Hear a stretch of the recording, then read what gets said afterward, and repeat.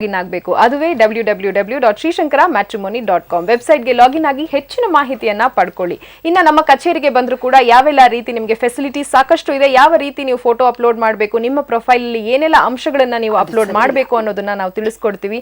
ಸಾಕಷ್ಟು ಮಾಹಿತಿಯನ್ನ ತಿಳ್ಕೊಂತಾ ಇದ್ವಿ. ಈ ಒಂದು ಮರುಪ್ರಸಾರ ಕಾರ್ಯಕ್ರಮ ಕೂಡ ನಿಮಗಾಗಿ ಆಯೋಜಿಸಲಾಗಿದೆ. ನೇರ ಪ್ರಸಾರ ಇವಾಗ ಈ ಸಮಯದಲ್ಲಿ ನೀವೆಲ್ಲರೂ ನೋಡ್ತಿದ್ದೀರಾ, ರಾತ್ರಿ 11 ಗಂಟೆಯಿಂದ 12 ಗಂಟೆವರೆಗೆ ಇದೇ ನೇರ ಪ್ರಸಾರದ ಮರುಪ್ರಸಾರವನ್ನ ಕೂಡ ನೀವು ನೋಡಬಹುದು. ಇದರ ಜೊತೆಗೆ ನಿಮ್ಮ ಕರೆಗಳಿಗೋಸ್ಕರ ಕಾಯ್ತಾ ಇದೀವಿ. ಗುರುಗಳನ್ನ ನೇರವಾಗಿ ಭೇಟಿ ಮಾಡಬೇಕು ಅಂದ್ರೆ ನಮ್ಮ ಕಾರ್ಯಾಲಯಕ್ಕೆ ಬನ್ನಿ. ನೇರ ಪ್ರಸಾರ ಆದ ಕ್ಷಣದಿಂದ ಹಿಡಿದು ಗುರುಗಳು ನಮ್ಮ ಕಚೇರಿಯಲ್ಲೇ ಇರ್ತಾರೆ, ನಿಮ್ಮೆಲ್ಲರ ಮಾರ್ಗದರ್ಶನಕ್ಕಾಗಿ ಕಾಯ್ತಾ ಇರ್ತಾರೆ. ಒಂದು ಕರೆ ಸಿದ್ಧವಾಗಿದೆ, ಯಾರು ಎಲ್ಲಿಂದ ಕರೆ ಮಾಡಿದ್ದಾರೆ ಅಂತ ನೋಡೋಣ. ಹಲೋ ಹಲೋ, ನಮಸ್ಕಾರ. ನಮಸ್ತೆ, ನಿಮ್ಮ ಹೆಸರು?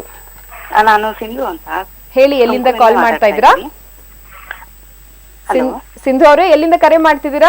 ನಾವು ತುಮಕೂರಿಂದ ಕರೆ ಮಾಡ್ತಾ ಇದೀವಿ. ಓಕೆ, ಅಮ್ಮ ಇದ್ದಾರೆ, ನೇರವಾಗಿ ಮಾತಾಡಿ. ಅದಕ್ಕೂ ಮುಂಚೆ ಯಾರ ಬಗ್ಗೆ ಕೇಳ್ಬೇಕಾಗಿತ್ತು ಸಿಂಧು ಅವರೇ? ನಮ್ ಬಗ್ಗೆನೇ ಕೇಳ್ಬೇಕಾಗಿತ್ತು. ನಿಮ್ಮ ಜನ್ಮ ದಿನಾಂಕ? ನಂದು 9/4/1986. 9/4/1986. ರಾತ್ರಿ 3:40. ರಾತ್ರಿ 3:40. ಸ್ಥಳ? ಹಲೋ, ಸ್ಥಳ ತಿಳಿಸಿ. ಸ್ಥಳ ತುಮಕೂರು. ಓಕೆ, ಅಮ್ಮ ಇದ್ದಾರೆ, ನೇರವಾಗಿ ಮಾತಾಡಿ. ಓಕೆ, ನಮಸ್ಕಾರಮ್ಮ. ನೀವು 9/4/86 ಅಂದ್ರಲ್ಲ, ಇದು ಬೆಳಗಾದ್ರೆ 9ನೇ ತಾರೀಕು ಆಗತ್ತಾ 10ನೇ ತಾರೀಕು ಆಗತ್ತಾ? ಇದು 9ನೇ ತಾರೀಕೆ. ಬೆಳಗಾದ್ರೆ 9 ಅಂದ್ರೆ 8ನೇ ತಾರೀಕು ರಾತ್ರಿ 3 ಗಂಟೆ, ಹೌದಾ? ಹೌದು. ಸರಿ, ಈಗ ನಿಮ್ಮ ಸಮಸ್ಯೆ? ನಮ್ದು ಮೀನರಾಶಿ ರೇವತಿ ನಕ್ಷತ್ರ ಅದು ಸರಿ. ಮದ್ವೆ ಬಗ್ಗೆ ಕೇಳ್ಬೇಕಾಗಿತ್ತು. ಮೀನರಾಶಿ ನಿಮ್ದು ಕುಂಭ ಲಗ್ನ. ಯಾವ್ದ್ರ ಬಗ್ಗೆ ವಿಷಯ ಹೇಳಿ? ಮದ್ವೆ ಬಗ್ಗೆ ಕೇಳ್ಬೇಕಾಗಿತ್ತು. ಈಗಾಗ್ಲೇ ನಿಮ್ಗೆ ಮದುವೆಗಳು ಸಾಕಷ್ಟು ಹತ್ತಿರಕ್ಕೆ ಬಂದು ಹೋಗಿದೆ. ಎಲ್ಲಕ್ಕಿಂತಲೂ ಹೆಚ್ಚಾಗಿ ನಿಮ್ಮ ಜಾತಕದಲ್ಲಿ ಸರ್ಪದೋಷ, ಕಾಳ ಸರ್ಪದೋಷ, ಕಾರ್ಕೋಟಕ ಕಾಳ ಸರ್ಪದೋಷವಿದೆ. ಇದನ್ನ ನಿವಾರಣೆ ಮಾಡ್ಕೊಂಡ್ಬಿಡಿ, ನಿಮಗೆ ಶೀಘ್ರದಲ್ಲಿ ಮದುವೆ ಆಗುತ್ತೆ. ಯಾಕೆಂದ್ರೆ ಈಗ ಗುರುಬಲ ಇದೆ, ಎಲ್ಲವೂ ಇದೆ, ಚೆನ್ನಾಗಿದೆ. ಖಂಡಿತವಾಗಿಯೂ ಮದುವೆ ಆಗೋದಿಕ್ಕೆ ಸಾಧ್ಯ. ಇಲ್ಲದೆ ಹೋದ್ರೆ ಏನಾಗತ್ತೆ ಅಂದ್ರೆ 10ರ ತನಕ ಬರುತ್ತೆ, ಇನ್ನೇನು ಈ ಹುಡುಗ ಆಗ್ಬಹುದು ಅಥವಾ ಇದಾಗಬಹುದು ಅನ್ಸಿದ್ದು ಹೋಗುತ್ತೆ. ಇನ್ನೊಂದೇನು ಅಂದ್ರೆ ನೀವು ಯಾವುದೋ ಹುಡುಗನ ಇಷ್ಟಪಟ್ಟು ಮಾಡಿಕೊಳ್ಳತಕ್ಕಂತಹ ಸಂದರ್ಭಗಳು ಸಹ ಇದರಲ್ಲಿ ಕಾಣಿಸ್ತಾ ಇದೆ. ಇದು ಮುಖ್ಯವಾದಂತಹದ್ದು. ಮತ್ತೆ ನೀವು ಕುಕ್ಕೆ ಸುಬ್ರಹ್ಮಣ್ಯಕ್ಕೆ ಹೋಗಿ ಅಲ್ಲಿ ನೀವು ಸರ್ಪ ಸಂಸ್ಕಾರ ಹಾಗೂ ಆಶ್ಲೇಷ ಬಲಿಯನ್ನ ಮಾಡಿಸ್ಕೊಂಡು ಬನ್ನಿ. ನಾನು ಹಿಂದಿನ ಕಾರ್ಯಕ್ರಮಗಳಲ್ಲಿ ಹೇಗೆ ಮಾಡಿಸ್ಕೊಂಡು ಬರಬೇಕು ಅಂತ ಹೇಳಿದ್ದೀನಿ. ಶನಿವಾರ ಹೋಗಿ ಮಂಗಳವಾರ ಮುಗಿಸ್ಕೊಂಡು ಬನ್ನಿ ತಾಯಿ. ಇದನ್ನ ಮಾಡಿಕೊಂಡು ಬಂದ್ರೆ ಖಂಡಿತವಾಗಿಯೂ ಶುಭವಾಗತ್ತೆ. ಎರಡನೇದಾಗಿ ಅದಾದ 48 ದಿನಗಳ ನಂತರ ಧರ್ಮಸ್ಥಳಕ್ಕಾಗಲಿ ಕಾಳಹಸ್ತಿಗಾಗಲಿ ಒಂದು ಸೋಮವಾರ ಹೋಗಿ ಮಂಗಳವಾರದಂದು ಪಂಚಾಮೃತ ಅಭಿಷೇಕವನ್ನ ಮಾಡಿಸ್ಕೊಂಡು ಬರಬೇಕು. ಇದನ್ನ ಮಾಡಿಸ್ಕೊಂಡು ಬಂದ್ರೆ ಖಂಡಿತವಾಗಿಯೂ ವಿವಾಹ ನೆರವೇರುತ್ತೆ. ಮತ್ತೊಂದು, ಮನೆಯಲ್ಲಿ ಪ್ರತಿನಿತ್ಯ ಓಂ ಶ್ರೀ ಮಾನಸಾದೇವ್ಯೈ ನಮಃ, ಇದು ಕಾಳ ಸರ್ಪದೋಷದ ನಿವಾರಣೆಗಾಗಿ ಹೇಳತಕ್ಕಂತಹ ಒಂದು ಮಂತ್ರ. ಇದನ್ನ 108 ಬಾರಿ ಹೇಳ್ತಾ ಬನ್ನಿ, ಎಲ್ಲವೂ ಶುಭ. ಮಂಗಳವಾರದಂದು ನಿಮ್ಮ ಮನೆಗೆ ಯಾರೇ ಬರಲಿ, ಯಾವೇ ಹೆಂಗಸು ಬರಲಿ, ಅವರಿಗೆ ವೀಳ್ಯದೆಲೆ ಅಡಿಕೆನಲ್ಲಿ 2 ಖರ್ಜೂರಗಳನ್ನಿಟ್ಟು ₹1 ದಕ್ಷಿಣೆ ಇದೆ ಅಂತ ಜಾಸ್ತಿ ಕೊಡೋ ಹಾಗಿಲ್ಲ, ಅದರ ಮೂಲಕವಾಗಿ ಅವರಿಗೆ ಅರಿಶಿನ ಕುಂಕುಮ ಕೊಟ್ಟು ಕೊಡ್ತಾ ಬನ್ನಿ, ಎಲ್ಲವೂ ಶುಭವಾಗತ್ತೆ. ಪ್ರತಿದಿನ ಜೊತೆಗೆ ಇಂದ್ರಾಕ್ಷಿ ಸ್ತೋತ್ರವನ್ನು ಓದಿ ಶುಭವಾಗತ್ತೆ. ಶುಭವಾಗ್ಲಿ ತಾಯಿ. ಕರೆ ಮಾಡಿದ್ದಕ್ಕಾಗಿ ಧನ್ಯವಾದಗಳು ಸಿಂಧು ಅವರೇ. ವೀಕ್ಷಕರೇ, ಈಗ ಒಂದು ಚಿಕ್ಕ ವಿರಾಮ ತಗೊಳ್ಳೋಣ. ವಿರಾಮದ ನಂತರ ಇನ್ನ ಸಾಕಷ್ಟು ಮಾತುಕತೆ ಇದೆ. ಶಾಖಾವ್ರತ ಅಂದ್ರೆ ಏನು ಅಂತ ತಿಳಿಸ್ಕೊಡ್ತಾ ಇದ್ರು. ಬೇಗ ವಿರಾಮ ತಗೊಂಡು ಬಂದು ವಾಪಸ್ಸಾಗಿ.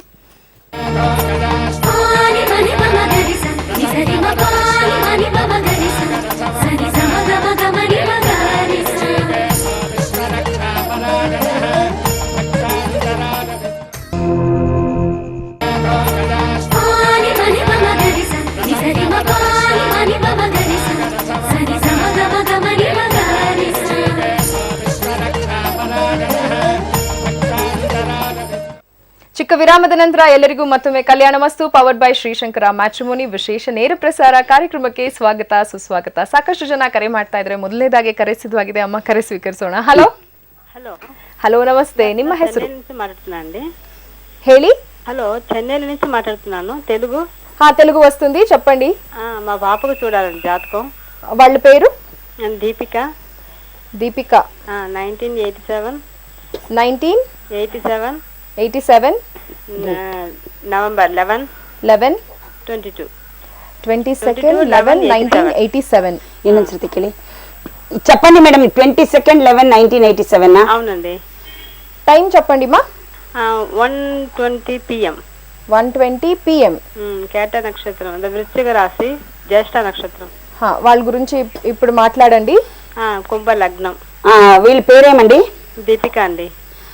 ఏం కావాలా? మీదేమి సమస్య? మా డాక్టర్ అండి. డాక్టర్. అది సరే, సమస్య ఏముందండి? మ్యారేజ్ కోసం అండి. సేమ్ ఇప్పుడు తానే చెప్పానండి. ఈ కాల్ వెనక్ కాల్ మీరు విన్నారనుకుంటాను. దీంట్లో కూడా సర్పదోషం ఉంది. 2 జాతకాలు కూడా అదే వచ్చింది.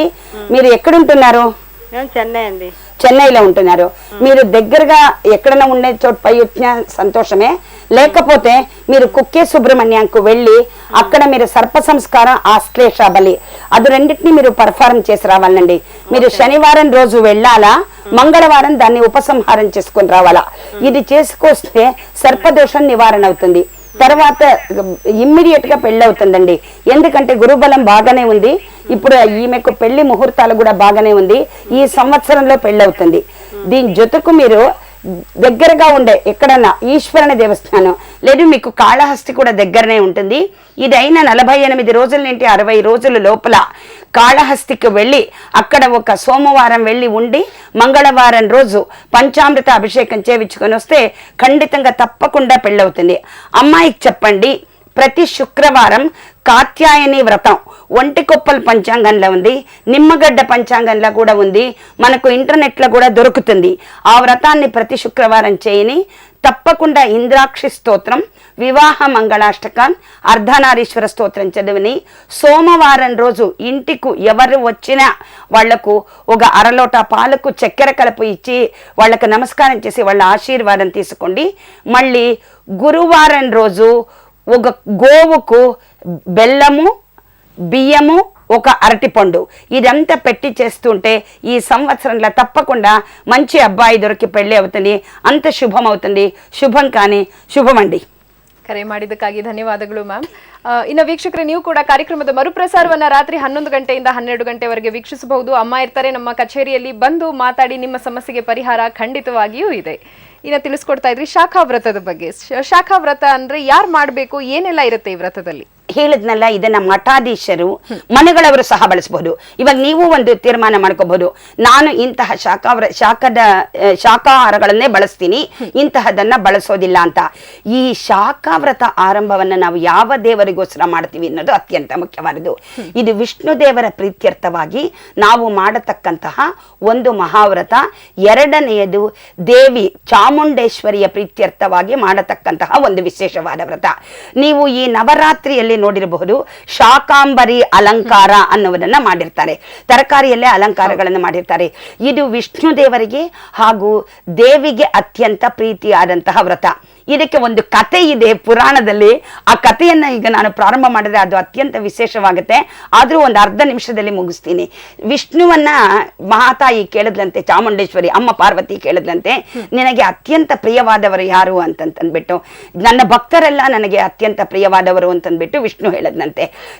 ಇದು ಶಾಕಾಂಬರಿ ಹೇಳಿದ್ಲಂತೆ, ನನಗೆ ಹಾಗಲ್ಲ, ನನ್ನನ್ನ ಯಾವುದಾದ್ರೂ ಒಂದು ಪದಾರ್ಥವನ್ನ ಅಡುಗೆಯನ್ನಾಗಿ ಮಾಡಿದಾಗ ನನ್ನನ್ನ ಸ್ಮರಿಸಿಕೊಂಡು ಯಾರು ಮಾಡ್ತಾರೋ ಅವರಿಗೆ ನನಗೆ ಅತ್ಯಂತ ಪ್ರಿಯರಾದವರು ಅಂತ ಮಹಾತಾಯಿ ಹೇಳಿದ್ಲಂತೆ.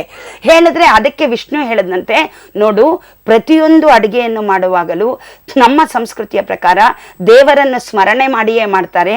ಆಮೇಲೆ ಅಡುಗೆ ಒಲೆಗೆ ಅರಿಶಿನ ಕುಂಕುಮವನ್ನಿಟ್ಟು ಮಾಡುವುದು ಎಲ್ಲವೂ ನಮ್ಮ ಪದ್ಧತಿ. ಹಾಗಾಗಿ ಈ ಎಲ್ಲ ಶಾಖಗಳಲ್ಲಿ ಯಾರು ಶಾಖಾಹಾರವನ್ನು ಬಳಸ್ತಾರೋ ಅವರೆಲ್ಲರೂ ನನಗೆ ಅತ್ಯಂತ ಪ್ರಿಯರಾದವರು ಅಂತ ಹೇಳಿದಂತೆ. ಚಾಮುಂಡೇಶ್ವರಿ ಒಂದು ಪ್ರಶ್ನೆಯನ್ನ ಕೇಳ್ತಾಳೆ ಮಹಾತಾಯಿ, ಹಾಗಾದರೆ ಮಾಂಸಾಹಾರಿಗಳು ನಿನಗೆ ಪ್ರಿಯರಲ್ಲವೇ ಅಂತಂದ್ಬಿಟ್ಟು. ಆಗ ವಿಷ್ಣು ಅವರಿಗೆ ಹೇಳ್ತಾನೆ, ನೀನು ಅನೇಕ ರಾಕ್ಷಸರನ್ನ ಸಂಹಾರ ಮಾಡಿದ್ಯಾ, ಇಲ್ಲ ಅಂತ ಹೇಳೋದಿಕ್ ಸಾಧ್ಯವಿಲ್ಲ.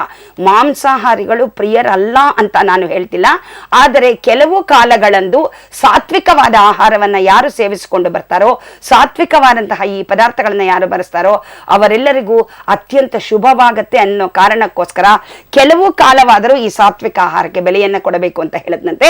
ಇದು ಅತ್ಯಂತ ಶಾಕಾಂಬರಿ ವ್ರತ ಅಂತಲೇ ಒಂದು ದೊಡ್ಡ ವ್ರತ ಇದೆ. ಅದ್ರ ಬಗ್ಗೆ ತುಂಬಾ ಟೈಮ್ ತಗೊಳುತ್ತೆ. ಆ ಕಾರಣದಿಂದ ಇದನ್ನ ಶಾಖವ್ರತ ಆರಂಭ ಅಂತ ಇಂದಿನಿಂದ ಪ್ರಾರಂಭ ಮಾಡಿ ಚಾತುರ್ಮಾಸ್ಯ ಎಲ್ಲಿಯವರೆಗೂ ಅಂತಂದ್ರೆ ಕಾರ್ತೀಕ ಮಾಸದ ಉತ್ಥಾನ ದ್ವಾದಶಿ, ನಾವು ತುಳಸಿ ಹಬ್ಬ ಮಾಡ್ತೀವಲ್ವಾ, ಅಲ್ಲಿಯವರೆಗೂ ಅದಕ್ಕೆ ನೋಡಿ ಅಲ್ಲಿ ಒಂದು ವಿಶೇಷವಾದ ಅರ್ಥವಿದೆ. ತೀರಕಾನ ದ್ವಾದಶಿ ಅಂತ ಕೇಳ್ತೀವಿ ಅದನ್ನ. ಕಾರಣ ಏನು ಅಂದ್ರೆ ಈ ಶಾಖವ್ರತದ ಆರಂಭದ ಒಂದು ಕಾರಣದಿಂದಲೇ ಅದನ್ನ ತೀರ್ಕಾನ ದ್ವಾದಶಿ ಅಂತ ಹೇಳ್ತೀವಿ. ಅದರ ಅರ್ಥವೂ ಸಹ ಶಾಖವ್ರತದ ಕೊನೆ ಅಂತ ಅನ್ನೋ ಕಾರಣಕ್ಕೋಸ್ಕರ ಅದಕ್ಕೆ ಆ ಹೆಸರನ್ನ ಹೇಳ್ತೀವಿ. ಈ 4 ವ್ರತಗಳ ಕಾಲವು ಇದನ್ನ 4 ತಿಂಗಳುಗಳ ಕಾಲವು ಮಾಡತಕ್ಕಂತಹ ಒಂದು ವಿಶೇಷವಾದಂತಹ ವ್ರತ ಇದು. ಓಕೆ, ಒಟ್ಟಿನಲ್ಲಿ ಶಾಖಾವ್ರತದ ಇನ್ನೊಂದು ಮೆಡಿಸಿನಲ್ ಸಿಗ್ನಿಫಿಕೆನ್ಸ್ ನಾವು ಬಹುಶಃ ಗಮನಿಸಿದ್ರೆ ದೇಹ ಡಿಟಾಕ್ಸಿಫೈ ಆಗುತ್ತೆ. ಸ್ವಲ್ಪ ಕಾಲವಾದ್ರೂ ನಾವು ಸಾತ್ವಿಕ ಆಹಾರಗಳನ್ನು ಬಳಸಿದಾಗ ನೀವು ಹೇಳಿದ ಹಾಗೆ ದೇಹ ಡಿಟಾಕ್ಸಿಫೈ ಆಗುತ್ತೆ ಖಂಡಿತವಾಗಿಯೂ. ಸಾತ್ವಿಕ ಮನುಷ್ಯನಲ್ಲಿ 3 ಗುಣಗಳು, ಸಾತ್ವಿಕ, ರಜ, ತಮೋ ಗುಣ. ಯಾರು ಈ ಆಹಾರಗಳನ್ನು ಸೇವಿಸ್ತಾರೋ ಅವರಲ್ಲಿ ತಮೋ ಗುಣ ಹೆಚ್ಚಿಗೆ ಇರುತ್ತೆ. ಯಾರು ಈ ಸಾತ್ವಿಕ ಆಹಾರಗಳನ್ನು ಸೇವಿಸ್ತಾರೋ ಅವರಲ್ಲಿ ಸಾತ್ವಿಕ ಗುಣ ಪ್ರಧಾನತೆ ಇರೋದ್ರಿಂದ ಈ ಆಹಾರಗಳನ್ನ ಇಂತಹ ಸಂದರ್ಭದಲ್ಲಿ ಸೇವಿಸಬೇಕು. ಅದು ಈ ಕಾಲವೂ ಸಹ ಅದಕ್ಕೆ ಹೇಳಿ ಮಾಡಿಸಿದಂತಹ ಕಾಲ ಅನ್ನತಕ್ಕಂತಹದ್ದು ಇದರಲ್ಲಿರತಕ್ಕಂತಹ ಒಂದು ವಿಶೇಷ. ಓಕೆ ಅಮ್ಮ, ನೇರ ಪ್ರಸಾರ ಕಾರ್ಯಕ್ರಮಕ್ಕೆ ಆಗಮಿಸಿ ಇಷ್ಟೆಲ್ಲ ಮಾಹಿತಿಯನ್ನ ತಿಳಿಸ್ಕೊಟ್ಟಿದ್ದಕ್ಕಾಗಿ ಧನ್ಯವಾದಗಳು ನಿಮಗೆ. ನಮಸ್ಕಾರ. ಮಹಾಲಕ್ಷ್ಮೀ ಚ ವಿದ್ಮಹೇ ವಿಷ್ಣು ಪತ್ನಿ ಚ ಧೀಮಹೇ ತನ್ನೋ ಲಕ್ಷ್ಮೀ ಪ್ರಚೋದಯಾತು. ವೀಕ್ಷಕ ಬಾಂಧವರೇ, ಮುಂದಿನ ವಾರ ಗೋಪದ್ಮ ವ್ರತ ಕಥೆ, ಭೀಮನ ಅಮಾವಾಸ್ಯೆ, ಚಾಮುಂಡೇಶ್ವರಿ ಜನ್ಮದಿನೋತ್ಸವ, ಮೇಲುಕೋಟೆಯ ಕೃಷ್ಣರಾಜ ವೈರಮುಡಿಯ ಎಲ್ಲದರ ಬಗ್ಗೆಯೂ ತಿಳಿದುಕೊಳ್ಳೋಣ ಅಂತ ಹೇಳ್ತಾ ಎಲ್ಲ ವೀಕ್ಷಕ ಬಾಂಧವರಿಗೂ ನಮಸ್ಕಾರ. ಓಕೆ, ಇನ್ನ ಸಾಕಷ್ಟು ಮಾಹಿತಿ ಕಾದಿದೆ ವೀಕ್ಷಕರೇ, ಆದ್ರೆ ಸಮಯದ ಅಭಾವ. ಮುಂದಿನ ವಾರ ಮತ್ತೊಮ್ಮೆ ನೇರ ಪ್ರಸಾರದಲ್ಲಿ ನಿಮ್ಮೆಲ್ಲರನ್ನ ಭೇಟಿ ಮಾಡ್ತೀವಿ. ಈಗ ಕಲ್ಯಾಣ ವಸ್ತು ಪವರ್ಡ್ ಬೈ ಶ್ರೀಶಂಕರ ಮ್ಯಾಟ್ರಿಮೋನಿ ವಿಶೇಷ ನೇರ ಪ್ರಸಾರ ಇಲ್ಲಿಗೆ ಮುಕ್ತಾಯ ಆಗ್ತದೆ. ನಮಸ್ತೆ.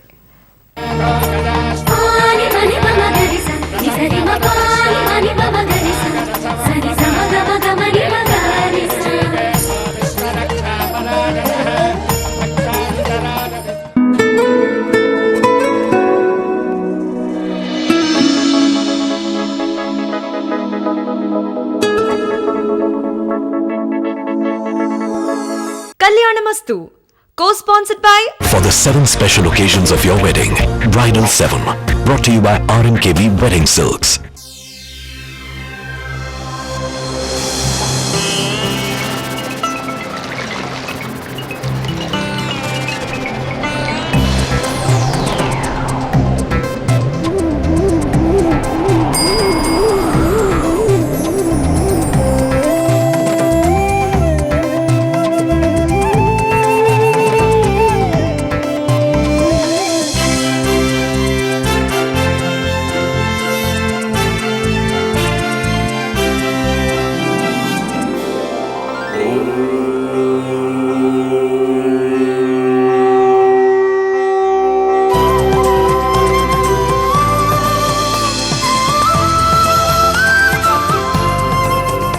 श्रुति स्मृति पुराणानामालयं करुणालयं नमामि भगवत्पादशंकरं लोकशंकरं.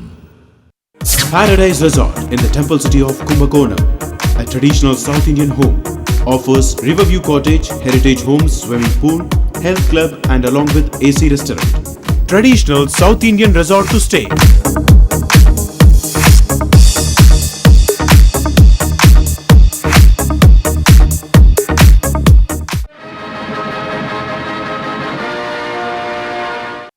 டெங்கு சுத்தமான நீரில் வளர்ற கொசுக்கள் கடிப்பதால் ஏற்படுற ஒரு காய்ச்சல் நோய். ஏமா ஒரு மாதிரியா இருக்க, உடம்பு சரியில்லையா?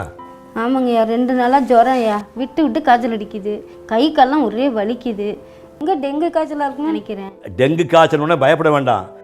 தமிழக முதல்வர் அம்மா அவங்க டெங்கு மாதிரியான எல்லா வைரஸ் காய்ச்சலுக்கும் அரசு மருத்துவமனையில் 24 மணி நேரம் சிகிச்சை பண்ணுறதுக்கு ஏற்பாடு பண்ணியிருக்காங்க. ஆங்கில மருந்து கூட பப்பாளி இலைச்சாறு, மலைவேம்பு இலைச்சாறு, நிலவேம்பு கஷாயம், இப்போ நான் சொன்ன சித்த மருந்துகளை சேர்த்து சாப்பிட்டீங்கன்னா டெங்கு காய்ச்சல் நிச்சயமாக குணமாயிடும். நீங்கள் சொன்ன மருந்தெல்லாம் எங்கேயா கிடைக்கும்? நிலவேம்பு கஷாயத்தை அரசாங்கம் கொடுக்குது, மிச்சம் 2ஐயும் நாமளே வீட்டில் தயார் பண்ணிக்கலாம். இதை எப்படி செய்யறதுன்னு அறிஞர் அண்ணா அரசு மருத்துவமனை சித்த மருத்துவத்தையே கேட்கலாமே.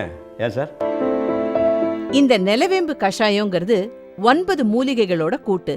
இதுல ஒரு 10 கிராம் எடுத்து ஒரு சட்டியில போட்டு 100 மில்லிகிராம் தண்ணி விட்டு நல்லா காய்ச்சிட்டு அது 50